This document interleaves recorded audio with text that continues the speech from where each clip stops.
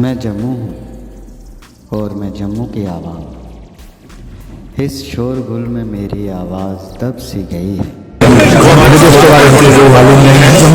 क्या जम्मू की आवाज़ सुनेगा कोई? मेरी बहुत सी परेशानियां हैं, बहुत सी समस्याएं हैं। कोशिश कर रहा हूँ अपनी समस्याएं, परेशानियां प्रशासन तक पहुँचाने की, आवाम की आवाज़ के माध्यम से। आवाम की आवाज़ प्रोग्राम में एक बार फिर आपका स्वागत है। आज हम आपको लेके आए हैं जम्मू की बैकबोन जिसे हम कहते हैं ट्रांसपोर्ट नगर नरवाल में। कई तरह की गाड़ियां हमारे पीछे चल रही हैं। आप देख रहे हैं यहाँ का दृश्य की हलचल 24 घंटे देखने को मिलती है। पर वहीं पे यहाँ के लोगों द्वारा कई तरह की परेशानी बताई गई है। लगातार इस तरह के मुद्दे यहाँ से देखने को मिलते हैं। और आपको हम ये भी बताएं कि ट्रांसपोर्ट नगर नरवाल की बात करें तो यहाँ पे 7 यार्ड है, 2 एक्सटेंशन है, एक 6 नंबर का एक्सटेंशन है तो एक 2 नंबर का एक्सटेंशन है। पॉपुलेशन की बात करें यहाँ पे 5400 की पॉपुलेशन है। पर वहीं पे एक तरफ स्मार्ट सिटी के कार्य जम्मू शहर में देखने को मिल रहे हैं। बदलाव की बात बार बार प्रशासन करता है, पर क्या ट्रांसपोर्ट नगर नरवाल में किसी तरह का बदलाव नहीं होगा? एक ये सवाल सामने आता हुआ नजर आ, क्योंकि आपको मैं ये बताऊं कि 33 साल से ये लोग लगभग लगातार इस तरह के मुद्दे उठाते आए कि यहाँ पे रोड प्रॉपर नहीं है, ड्रेनेज सिस्टम प्रॉपर नहीं है, पर किसी भी मुद्दे पर कभी भी कोई बात नहीं हुई। हाल ही में यहाँ पे कुछ लागत का एक प्रोजेक्ट भी आया था जिसके दौरान कहा गया था उपराज्यपाल मनोज सिन्हा द्वारा कि 6 महीने के अंदर ये कार्य कर दिया जाएगा, पर वह कार्य भी अभी तक नहीं हुआ। 6 महीने से ज़्यादा का समय भी हो गया है, पर ना लेबर आई ना कार्य हुआ। वही स्टार्टिंग के जो समय था जहाँ पे कार्रवाई होती हुई नज़र आई थी।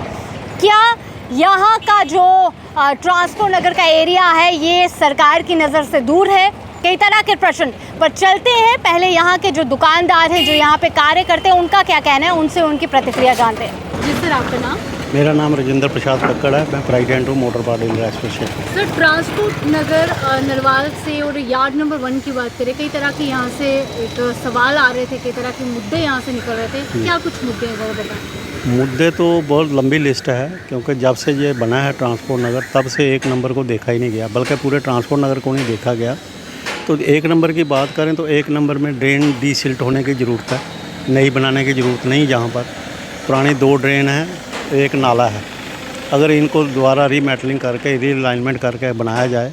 और स्ट्रीट लाइट की प्रॉब्लम है, ब्लैक टॉपिंग की प्रॉब्लम है। और यहाँ जो ट्रकर आते हैं वो 40-50 टन 80 टन तक आते हैं, उनके नीचे ये टाइल तो चलेगी नहीं। वो हमारी यही आपके मार्फत से गवर्नमेंट माननीय LG साहब से रिक्वेस्ट है कि फंड्स इनको सफिशेंट दें, क्योंकि 35 करोड़ उन्होंने दिया, वो तो एक कॉर्नर प्राइस में आ गया, मगर वो भी दिखता नहीं है। जी सर, 33 साल का समय काफ़ी लंबा समय रहता है। और 33 साल से जिसे हम बैकबोन कहते हैं नरवाल एरिया को, ट्रांसपोर्ट नगर को, कहीं ना कहीं रिपेयरिंग का कार्य या इस तरह की चीज़ें, और अभी तक गवर्नमेंट द्वारा, प्रशासन द्वारा कोई नज़र नहीं। क्या कहेंगे? उसमें बेसिक्स जो चीज़ है ना वो है कि JDA को, जैसे PDD वालों का, PHE वालों का रिपेयर मेंटेनेंस डिवीज़न होती है, ये शुरू से ही चाहिए था JDA को कि रिपेयर और मेंटेनेंस डिवीज़न होती है, जिससे ये दिक्कत नहीं आती। 30 साल जब किसी चीज़ को इग्नोर किया गया और है ही नहीं। आज भी जब हम 3-4 BC JDA के साथ हमने इंटरेक्शन की, हमारी होती रहती है उनके साथ मीटिंग, कुछ अच्छे अफसर भी आए, उन्होंने कोशिश भी की, मगर लिमिटेड रिसोर्स होने की वजह से वो भी हेल्पलेस हो जाते हैं। इंजीनियरिंग विंग है वो तो सीधा ही बोलता है कि हमारे पास पैसे नहीं, हमने नौकरी करनी है, हमें जो ऊपर से बोलेंगे वही करेंगे। DPR में दिखाते कुछ है, बेसिकली होता कुछ है। और हमारा 1 नंबर का तो देख लो, आप एंट्रेंस ही देख लो, आप भी निकल के आए हो। यहाँ पर ये जो बे रोड बनी थी कंक्रीट, उसको सबको जोड़ने के लिए हमें डिपकाम साहब को अप्रोच करना पड़ा। उनके और BC साहब के इंटरफेरेंस से ये सड़क बनी, वो भी मलबा डाला। और पिछले दिनों, अभी 15 दिन पहले एक्सीडेंट साहब आए थे JDA के, उन्होंने बोला जी हम अगले 10-15 दिन में इसको रीमेटलिंग करके, ब्लैक टॉपिंग करके, या जैसा भी है जल्दी से जल्दी डीसिल्ट भी कर देंगे ड्रेन को, और कर देंगे और स्ट्रीट लाइट करेंगे। हमारी 3 ही मांग थी, चौथी मांग थी नाले की। नाले की जो 20 दुकानें हमारे साथियों की हैं, वो प्लिंथ जो है किसी टाइम में अगर कल बारिश ज़्यादा आ जाती है वो गिर जाएंगी, उनके प्लिंथ के अंदर पानी चला गया। और कुछ लोग बोलते हैं, जो अफसर हैं वो बोलते हैं जी अपने जेब से डाल लो सीमेंट की बैग 2-4। ये थोड़ा चलता है। जब JDA ने बनाया है, डेवलपमेंट चार्ज लिए हैं, तो उनका फ़र्ज़ बनता है कि इनको भी देखना। आम आपको क्या लगता है कहाँ कमी रह रही है जो आज तक ट्रांसपोर्ट नगर पिछड़ा हुआ रह गया? मेरी जो हमारी असेसमेंट हमारी टीम की है वो है कोऑर्डिनेशन नहीं है, क्योंकि जेडीए वाले बोलते हैं जी ये जेएमसी का काम है, सफाई डीसिल्टिंग, ये नाला गैंग यूईडी का काम है। यूईडी वाले बोलते हैं जी हमें पैसे नहीं हैं। अब एलजी साहब से हमने ग्रीवेंस डाली थी तो उन्होंने 2 करोड़ 97 लाख दिया इसकी बनाने के लिए, वो भी साल से ऊपर हो गया। सुनने में आता है कि सैंक्शन हो गया है, टेंडर हो गया है, टेंडर अप्रूव भी हो गया, मगर नाले का काम अभी तक ग्राउंड जीरो पर नहीं शुरू हुआ। जी सर, आपका नाम? मैं senior vice president motor park railway association से। सर, क्या कुछ परेशानियाँ यहाँ पे आ रही है? मैडम, परेशानियाँ तो बहुत सी हैं। पहले तो हम जो मनोज सिन्हा जी का, हमारे जो गवर्नर हैं, उनका धन्यवाद करते हैं कि उन्होंने 35 करोड़ रुपये सैंक्शन किया हमारे इस ट्रांसपोर्ट नगर के लिए। 30 साल के बाद ये सैंक्शन हुआ रेनोवेशन के लिए, और 6 महीने का इसका टाइम था इस जो प्रोजेक्ट को कंप्लीट करने के लिए। 6 महीने में जैसे ये काम शुरू हुआ था बिगनिंग में, तो बहुत स्पीड में शुरू हुआ था।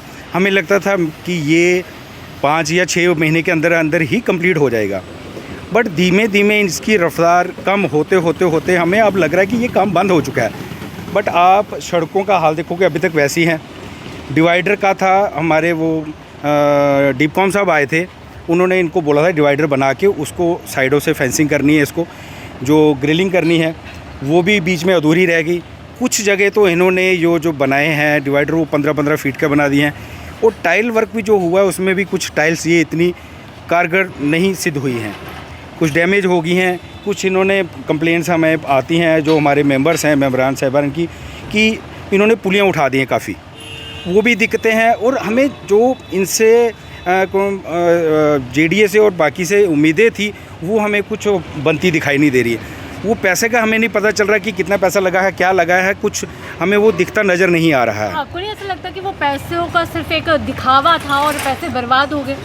मैडम, जो हालात हैं उससे तो यही लग रहा है कि हमें, अगर वो हमारी रोड्स कंप्लीट हो जाती, ड्रेन्स कंप्लीट हो जाती, जो प्रोजेक्ट में हमें स्ट्रीट लाइट का बताया हुआ था वो कंप्लीट हो जाती। क्योंकि मैडम यहाँ पे क्या है कि स्ट्रीट लाइट्स है ही नहीं है। कुछ जो लगी हैं वो हमारे मेंबरान ने अपनी कंट्रीब्यूशन से लगाई हैं। उसका रीज़न ये है कि यहाँ पे चोरी के केसेस बहुत हुए हैं। अभी रिसेंटली 2 दिन पहले भी एक यहाँ पे चोरी का केसेस, और वो शॉपकीपर्स ने खुद पकड़ा उसको, ना कि पुलिस वालों ने। तो ऐसा है कि बहुत, मतलब कि जो इनको मैकेनिक जो बेचारे सुबह एक अपना दिहाड़ी लगाने आते हैं, उनको इतना हर्जाना देना पड़ जाए एक गाड़ी वाले को, तो कैसे पॉसिबल है? वो कैसे कमाएगा और कैसे अपना घर का गुजारा चलाएगा? उस वजह से हम कहते थे स्ट्रीट लाइट्स होंगी तो ये चोरी की वारदातें कम हो जाएंगी। स्ट्रीट लाइट्स भी नहीं लगी, रोड्स भी अभी तक कंप्लीट नहीं हुई, रोड्स भी नहीं हुआ, और कुछ जगह तो पानी की पाइपें, जब इन्होंने कुछ काम शुरू किया था पाइपें टूट गई थी। ये हमारे 6 नंबर यार्ड में, 7 नंबर में और 4 नंबर में पानी आ ही नहीं रहा। तब पाइपें बिल्कुल निकल चुकी हैं, पानी की अर्थव्यवस्था चरमराई हुई है। मतलब कि यहाँ पे एक गिलास पानी पीने के लिए नहीं मिल रहा है। सर, एक तरफ कहा जाता है स्मार्ट सिटी और वहीं पर ट्रांसपोर्ट नगर जो बैकबोन एक माना जाता है नरवाल एरिया, तो वो बिल्कुल एक खस्ता हालत में। आपको लगता है स्मार्ट सिटी का कुछ ऐसा माहौल देखने को मिल रहा है? मैंने, हमें तो कुछ लग नहीं रहा है। ये ट्रांसपोर्ट नगर में हम रहते हैं ना, हमें कुछ नहीं लग रहा कि ये स्मार्ट सिटी की तरफ अग्रसर हो रहा है। ऐसा तो नहीं है कि जो एरिया जो है सामने दिखती है उनकी ही जो है रंग पुताई की जाती है, लिपापोती की जाती है। ये हमारे साथ में है वेव मॉल, यहाँ पे पूरा जम्मू हब एक तरह के यहाँ पे शॉपिंग के लिए आता है। अगर वो कभी भी गाड़ी यहाँ पे अपना काम करवाने के लिए आता है, वो नहीं करता कि मैं वहाँ जाऊँ, बोलता है कि मैं जाऊँगा, सड़कें टूटी हैं, मेरी गाड़ी और ख़राब ना हो जाए। तो इस ऐसी सिचुएशन में आप बताएं कि हमारा व्यवसाय कैसे चलेगा, और यहाँ की जो लोग काम करने आते हैं, दिहाड़ीदार बेचारे काम करने आते हैं, वो कैसे अपने आप का फैमिली का गुजारा कर पाएँ, अपना सर्वाइवल कर पाएंगे? क्या आपको लग पा रहा है कि ऐसे में ये कुछ हो पाएगा इसका? और हम चाहते थे कि ये वे मॉल के साथ में है, जैसे उसको बनाया गया है, कुछ इसका भी थोड़ा सा सुधार हो जाता कि यहाँ के जो मैकेनिक हैं उनकी जो आय है उनकी बढ़ पाती। तो अब हम मनोज सिन्हा जी से यही गुजारिश करेंगे, और जेडीए से यही गुजारिश करेंगे कि जैसे हो सकता है तत्काल इसको अपने उसमें लाएं, तो ला के अपनी पेपर वर्क में ला के इसको कंप्लीट करवाएं, और मैकेनिक्स को, हम सबको इससे निजात दिलाएं।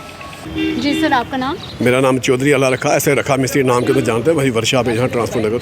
सर क्या कुछ यहाँ के मुद्दे, क्योंकि ट्रांसपोर्ट नगर नरवाल में कई तरह के मुद्दे सुनने को मिल रहे हैं, और यार्ड की बात करें 3-4 जो ये यार्ड से यहाँ पे क्या? मैम देखिए 94 से ये ट्रांसपोर्ट नगर वजूद में आया था, 93 से।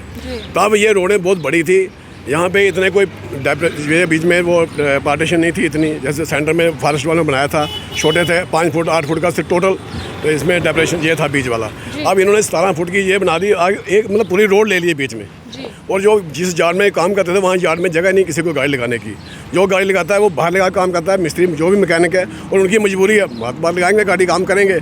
यहाँ बगैर मिस्त्री के काम के कोई काम तो होगा नहीं, जब स्पेयर पार्ट का काम है या मैकेनिक का काम है। और इतना बड़ा डिवाइडर बनाने की कोई ज़रूरत नहीं है, कहीं भी पूरे जम्मू में कहीं इतना बड़ा डिवाइडर नहीं है, सिटी में एयर लाइन रोड पे नहीं है जो यहाँ बना दिया। आप देखिए ये ना, आप देखें गाड़ी लगी है, उधर गाड़ी लगी है, बीच में सिर्फ एक गाड़ी का रोड है। यहाँ एक्सीडेंट का बहुत खतरा हो गया है, एक्सीडेंट होने का बहुत खतरा है।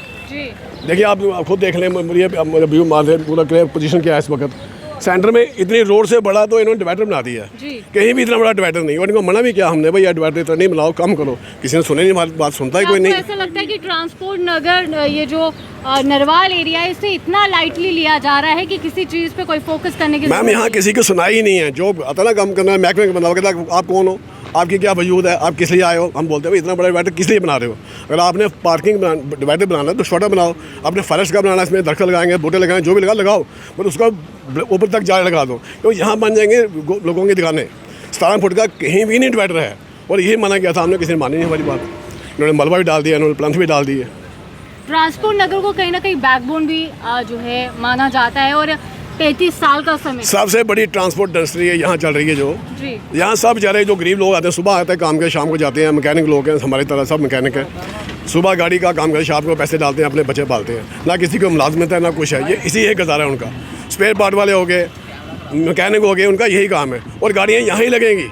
इतना बड़ा डिवाइडर बनाने का मतलब गाड़ियों की पार्किंग टोटली खत्म कर दी। अब ये गाड़ी लगी है, एक वही गाड़ी वो लगी, सेंटर में एक गाड़ी का रोड है। ये एक्सीडेंट का डर आप देखें कितने डर हैं, एक्सीडेंट का बहुत डर हो चुका है। तो हमारी यही एक आपसे इल्तिजा है कि इसको छोटा किया जाए ताकि लोगों को गाड़ी लगाने की जगह मिल जाए। तो ये हालत है ट्रांसपोर्ट नगर नरवाल की, और वहीं पे बार बार इस तरह के मुद्दे उठते रहे। समय समय पर यहाँ के लोगों द्वारा कई तरह के प्रश्न चिन्ह यहाँ पे उठाए, पर कोई जवाबदेही नहीं हुई। जिस तरह से यहाँ के लोगों का कहना है कि 33 साल लगभग पूरे होने वाले हैं, पर कोई कार्य यहाँ पे नहीं हुआ।